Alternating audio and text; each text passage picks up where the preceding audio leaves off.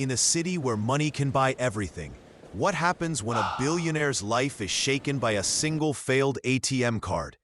A man alone in his mansion, a woman stepping forward to pay, a connection that shouldn't happen. Secrets, pride, and love collide.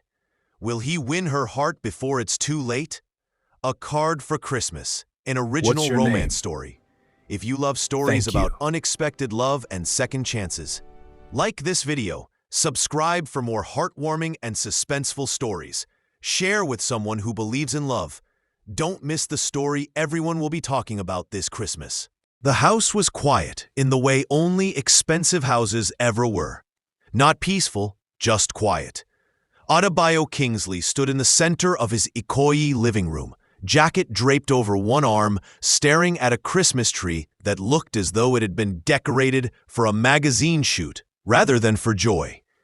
Gold ornaments, perfect symmetry, soft white lights reflecting off polished marble floors and dark wooden panels carved with subtle Nigerian motifs.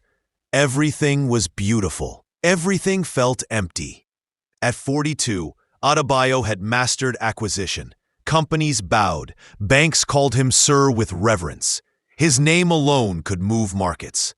Yet as Christmas approached, the silence in his home felt louder than traffic on 3rd Mainland Bridge. He loosened his tie and dropped his keys on the glass table.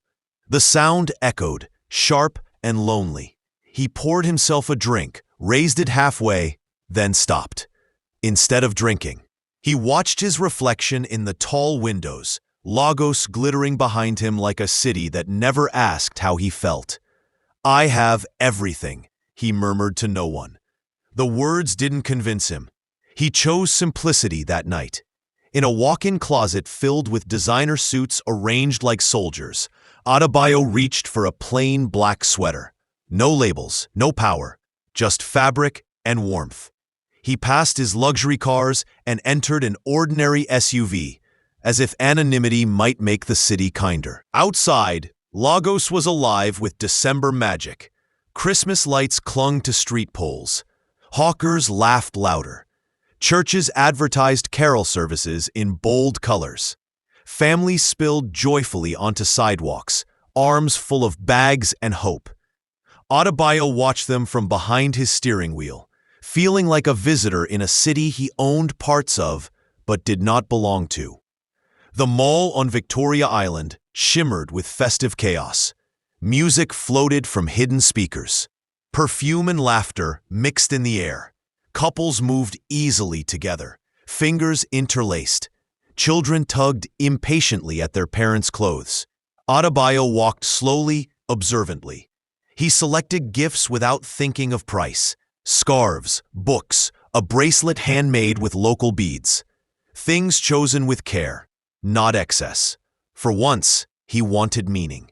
At the counter, he handed over his ATM card with the ease of a man who had never doubted access. The machine beeped. The cashier frowned slightly. "Sir," it declined. Adebayo smiled politely. "Try again."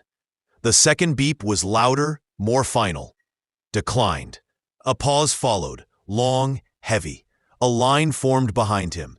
He felt eyes on his back, curiosity turning into judgment. His chest tightened. He reached into his wallet, confused. That was when a voice entered the moment. Soft, steady. "I'll pay for it." He turned. She wasn't dramatic. She didn't announce herself. She simply stood there. The woman wore a cream dress and a red scarf loosely wrapped around her hair. No glitter, no designer bag.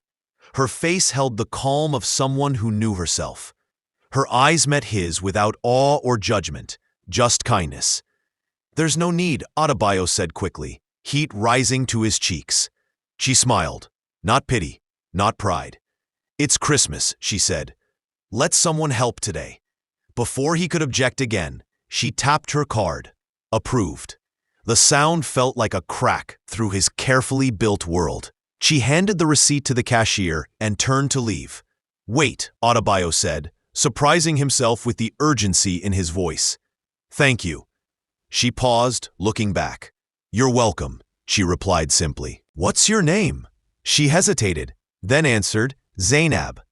He watched her disappear into the festive crowd, her red scarf fading among blinking lights and moving bodies. Adebayo stood there long after, holding bags he could afford 1,000 times over, his heart beating like it had just learned something new. Outside, his phone buzzed. A bank alert came in. An apology. A technical error. Compensation offered. The card now worked. But something else had already failed. And something far more dangerous had awakened. As he stepped back into the Lagos night, Adebayo Kingsley realized that for the first time in his life, money had not saved him. And somehow, that felt like the beginning. The Lagos night air was crisp, carrying the faint scent of roasted corn from the street vendors and the distant hum of carolers from a nearby church. Adebayo drove in silence, the SUV gliding through the city lights. His mind refused to let Zainab go. Every detail replayed. The way her scarf framed her face, the quiet confidence in her eyes, the effortless kindness that had unsettled him more than his failing ATM card ever could. He reached the boutique where she had helped him, but she was gone. Gone into the Christmas crowd, a shadow of warmth disappearing into the holiday chaos. Adebayo parked by the sidewalk, stepping out into the cool evening. He scanned the street, hesitated, and finally made a decision. He would find her. Zainab returned to her small apartment in Lekki, a stark contrast to Adebayo's mansion. Warm yellow lights bounced off the simple walls adorned with framed art pieces she had painted herself. Handmade ornaments adorned a modest Christmas tree. She set the receipt down on the kitchen counter and poured herself a cup of tea. Her hands trembled slightly, not from cold, but from the odd surge of awareness that someone like Adebayo could exist and had noticed her. She tried to push it away. She had her life, her independence, her pride. She did not need a billionaire to validate her. Yet the memory of his face, the subtle vulnerability beneath the polished exterior, kept her thinking. Back in Ikoyi, Adebayo sat by the glowing Christmas tree, gifts he had purchased still in bags beside him, untouched. I've had everything I wanted. Power, wealth, control. But this was different. I had met someone who saw me not as Adebayo Kingsley, the billionaire, but just me. He reached for his phone and typed a message. Thank you again. I don't know how to repay you. He stared at it. He could not send it. Pride, fear, uncertainty, too many things fought against him. He deleted it. Fate, however, seemed determined. Adebayo had returned to the same boutique, claiming to check for another gift. He wandered the aisles with a casual air he did not feel, pretending to browse. Then he saw her. Zainab, helping another customer. She laughed softly at something the woman said, the sound like a melody he had not known he needed. Heart hammering, Adebayo stepped forward. Adebayo, Zainab. She turned, startled, but quickly masked it with a polite smile. Zainab, yes? I didn't get a chance to. Zainab, you don't need to thank me again. It's Christmas. Her calmness frustrated him. He had spent his life getting what he wanted with a card, a signature, or a deal. But she could not be bought, persuaded, or rushed. Something about that defiance pulled him closer. Adebayo took a deep breath. He would not let this connection slip away. Adebayo, can I perhaps buy you a coffee? Just to talk. Zainab hesitated, studying him carefully. Her instincts screamed caution, but something in his eyes, an honesty she could not ignore, made her nod. Zainab, all right, one coffee. As they walked out together into the Lagos night, Adebayo felt a thrill he had not known in years. Not from wealth, not from control, not from power, from hope. And the city lights of Lagos, twinkling, alive, and indifferent, seemed to celebrate the beginning of something neither of them could yet name. The cafe was small, tucked between a bookstore and a quiet fashion studio, glowing softly against the Lagos night. Christmas lights were strung carelessly across the windows, blinking in colors that felt too cheerful for the weight both Adebayo and Zainab carried inside. They sat across from each other, two strangers bound by a moment neither of them had planned. For a while, they said nothing. Zainab stirred her coffee slowly, watching the liquid swirl. Adebayo wrapped his hands around his cup, not because he needed warmth, but because he needed something steady to hold on to. "So," Zainab said at last, breaking the silence, "does this happen to you often?" He smiled faintly. "Embarrassing myself in public?" She almost laughed. "Almost. Depending on strangers," she replied. "Letting someone else step in." Her eyes lifted to meet his, not accusing, just curious. Adebayo exhaled. "No," he said honestly, "it doesn't." That answer pleased her more than she expected. Outside, cars passed slowly, their headlights casting fleeting shadows across the cafe walls. Somewhere nearby, a church choir practiced, their voices drifting faintly through the air. Zainab leaned back slightly. "You looked surprised," she said, "not just because your card failed, but because I offered." "I was," he admitted. "People usually help me because they want something." She raised an eyebrow. "And what do you think I wanted?" He didn't answer immediately. "That's the thing," he said finally. "I couldn't figure it out." Her lips curved into a small, knowing smile. "Maybe I wanted nothing." The idea unsettled him. They talked then, about small things at first, about Lagos traffic and how December somehow made it worse, about Christmas as children and how the season felt different once adulthood crept in.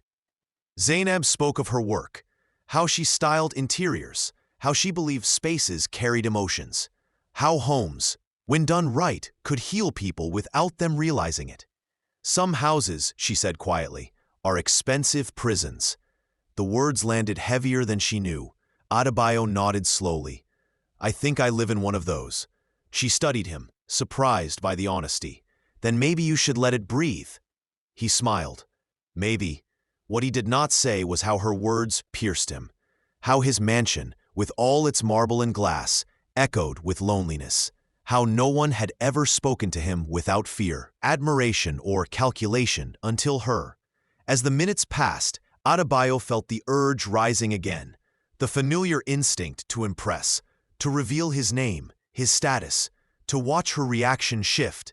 He imagined it clearly, her widening eyes, the sudden carefulness in her tone, the invisible wall money always built. He swallowed. Instead, he asked, "Do you always help strangers?" Zainab shrugged. "Only the ones who look like they're carrying too much." "And what did I look like?" he asked. She hesitated. Like a man who forgot how to ask. The truth of it made his chest tighten. When they finally stood to leave, the night felt different, softer, slower. They walked together toward the street, neither in a hurry to say goodbye. "This was nice," Adebayo said. "Thank you for the coffee." She smiled. "You're welcome." A pause followed, the kind filled with possibility. "Will I see you again?" he asked. Zainab considered him carefully. She saw kindness, yes, but also mystery, and secrets had taught her to be careful. "Maybe," she said, "if we run into each other?" He nodded, accepting the boundary even though it disappointed him. She turned to leave, then stopped. "Merry Christmas," she said. "Merry Christmas," he replied. He watched her walk away once more, her figure blending into the glow of December lights. This time, though, the loss felt sharper. As Adebayo stood there alone, one thought repeated itself, heavy and undeniable. If she knew who I really was, would she still have looked at me the same way? And for the first time in his life, he was afraid of the answer. As feelings deepen, the truth draws closer. How long can Adebayo hide his identity before the lie becomes louder than love?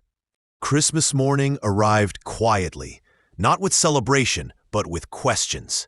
Adebayo woke before dawn, long before the city stretched itself awake. Pale light filtered through the floor-to-ceiling windows of his Ikoyi mansion, brushing against the Christmas decorations that had been carefully placed by professionals who did not know him. He sat at the edge of his bed, elbows resting on his knees, staring at nothing. Zainab's voice replayed in his head. "Maybe I wanted nothing." Nothing. The word followed him as he moved through the house, past the dining table set for guests that never came, past the gifts still wrapped and untouched, past the enormous tree glowing faithfully, as if hope itself were stubborn. For the first time in years, Adebayo felt afraid of what he owned. Zainab's Christmas was different. Her apartment in Lekki was small but alive. Sunlight poured in through thin curtains. Her modest Christmas tree leaned slightly to one side, decorated with handmade ornaments and old memories. A radio played softly in the background, carols mixed with laughter from a nearby compound. She knelt on the floor, arranging throw pillows, her mind refusing to rest. She had not expected to think about him again. Men like Adebayo often pass through life like passing storms, brief, impressive, and ultimately disruptive. Yet there was something about the way he listened, about the restraint he carried like a burden, and that restraint unsettled her. She shook her head and stood. It was just coffee, she told herself, but her heart disagreed. Later that afternoon, fate interfered again. Zainab had gone to a local design store to pick up fabric for a client. The place was busy, crowded with last-minute Christmas shoppers. She was studying a roll of neutral linen when she sensed someone behind her. "You're choosing with intention," a familiar voice said. She turned. Adebayo stood there, hands in his pockets, dressed simply again. No entourage, no display. "Is this coincidence?" she asked cautiously, "or are you following me?" He smiled, disarming but honest. "Coincidence, I think. Lagos has a sense of humor." She laughed despite herself, then quickly composed her face. "Did you get home safely yesterday?" "Yes," he replied, though my thoughts didn't. Something softened between them. They walked together, the conversation flowing more easily now. He asked about her work, her clients, the meaning behind the fabrics she chose. She spoke freely, surprised by how safe she felt. Then she asked the question he had been avoiding. "So," she said casually, "what do you actually do?" The moment tightened. Adebayo felt it, the familiar reflex to say everything, to end the suspense, to show her the truth and brace for the shift that would surely come. Instead, he said, "Involved in business." She stopped walking and looked at him, not suspicious, just observant. "You hesitate," she said. "Why?" He searched for words that would not betray him. "Because sometimes labels come with expectations." Zainab studied him for a long moment, then nodded slowly. "That's true." But something in her eyes changed, a seed of doubt, small but planted. That evening, Adebayo returned home to news he could not ignore. His phone buzzed repeatedly, messages from aides, missed calls from journalists. A photo had surfaced online, him at the mall days earlier. The caption was already spreading. "Billionaire spotted shopping solo days before Christmas." He closed his eyes. The truth was no longer just his. Across the city, Zainab scrolled absent-mindedly through her phone, stopping suddenly when the image appeared on her screen. She stared. The man in the photo looked painfully familiar. Her chest tightened. "No," she whispered. The article named him, detailed his wealth, his influence, his world, the world he had never mentioned. She locked her phone and sat in silence, the weight of betrayal settling slowly, heavily. Not because he was rich, but because he hadn't trusted her with the truth. That night, two hearts wrestled with the same question from opposite sides of Lagos. Is love still possible when it begins with silence? And as Christmas lights blinked across the city, the truth, patient and unforgiving, waited for its moment to speak. The rain started just after midnight, not the gentle December drizzle Lagos sometimes offered, but the kind that fell hard and fast, washing the streets clean and forcing secrets to the surface. Adebayo stood by the window of his mansion, phone pressed loosely to his ear, listening without truly hearing. His assistant's voice droned on about damage control, interviews, and statements, about how the narrative could be managed.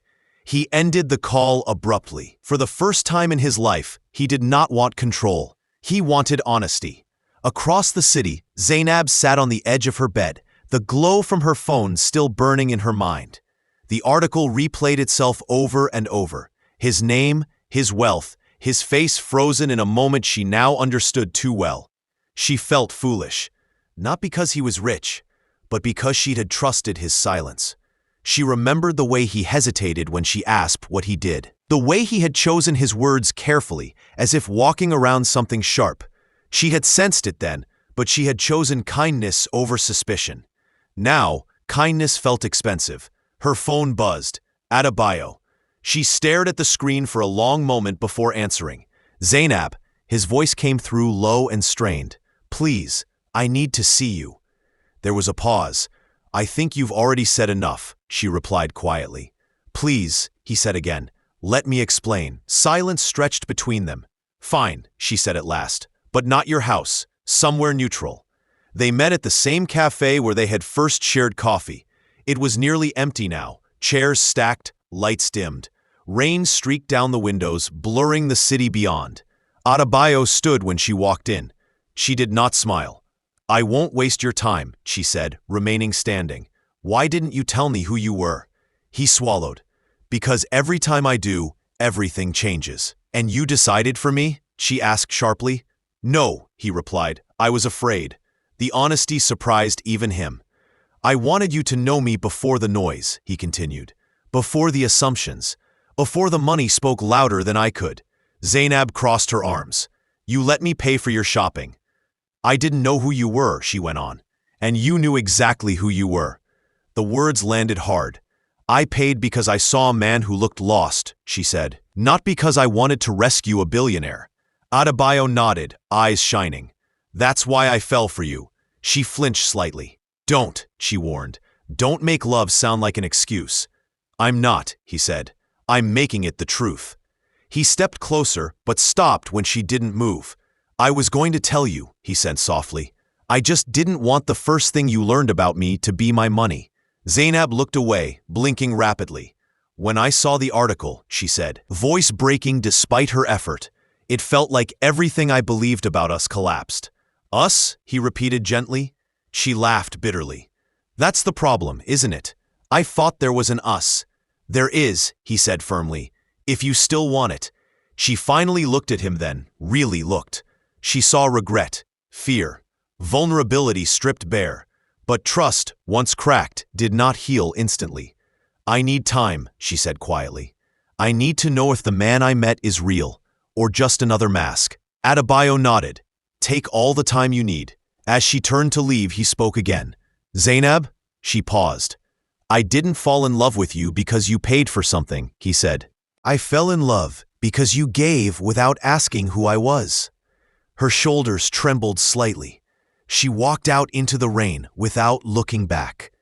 Adebayo remained standing in the dim cafe, knowing something important had just happened. He had told the truth. But love, he was learning, demanded more than honesty. It demanded patience. Can time heal what secrecy broke? Or will love slip away quietly, just like it arrived? Morning came without celebration. No carols, no messages, no miracles. Lagos woke slowly, stretching under a pale sunrise that painted the city in soft gold. Traffic began its familiar hum, vendors arranged their goods, and life continued, unaware that two hearts were suspended in uncertainty. Zainab woke before her alarm.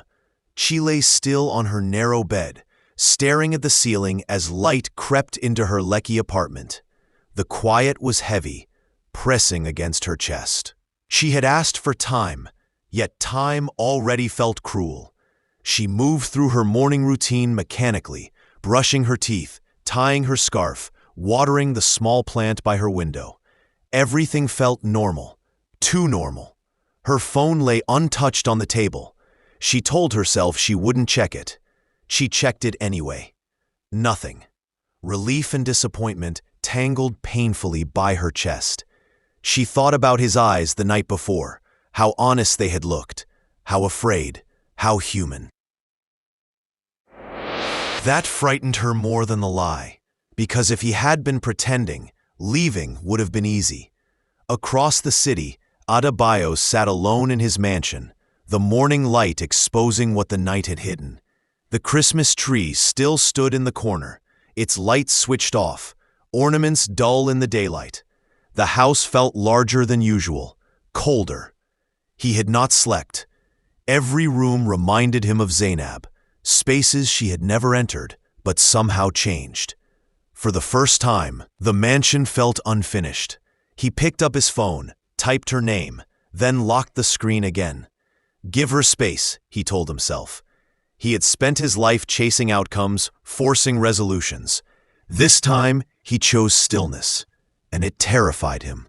Days passed, not dramatically, quietly. Zainab buried herself in work. She visited clients, discussed fabrics, sketched ideas. She smiled when required and laughed when appropriate, but a part of her remained elsewhere. Sometimes, she caught herself reaching for her phone after something funny happened. Sometimes, she dreamed of him. She hated that most of all. One afternoon, while arranging samples in a design studio, Zainab overheard a conversation she hadn't expected. "He's different," a woman was saying to another client. "That billionaire guy, Adebayo Kingsley. My cousin works with him. They say he canceled all Christmas media appearances, even turned down a big charity gala." Zainab's hands froze. "Really?" the other woman asked. "Yes. Apparently he said he needed quiet." Zainab swallowed. Quiet. The word followed her home. That evening, Adebayo stood in his kitchen, sleeves rolled up, attempting to cook for himself, something he had rarely done. The food burned. The smoke alarm screamed. He laughed softly, shaking his head. "This is what growth feels like?" he muttered. Later, he sat at the dining table with a simple meal and an empty chair across from him. For the first time, he did not feel powerful. He felt present. On the fifth night, rain returned. Zainab stood by her window, watching drops race down the glass. Something inside her shifted, not healed, but softened. She picked up her phone, typed, deleted, typed again. "Are you okay?" She stared at the message for a long moment, then sent it. Across the city, Adebayo's phone buzzed. He froze. He read the message once, then again. "Are you okay?" His reply came slowly, carefully. "I'm learning to be." A pause. Then another message from him. "I hope you are too." Zainab exhaled, a breath she hadn't realized she was holding. Nothing was resolved. Nothing was promised. But something fragile, something honest, had survived the silence. And sometimes, she realized, love didn't rush back. Sometimes it waited quietly in the space between hearts. When they meet again, it won't be by chance, but by choice. Will love be brave enough to step forward? If you're hooked by this love story, if you believe in slow love, real healing, and second chances, like this story. Subscribe for the next part of the story. Turn on notifications so you don't miss what happens next. More romance, more suspense, more stories that touch the heart.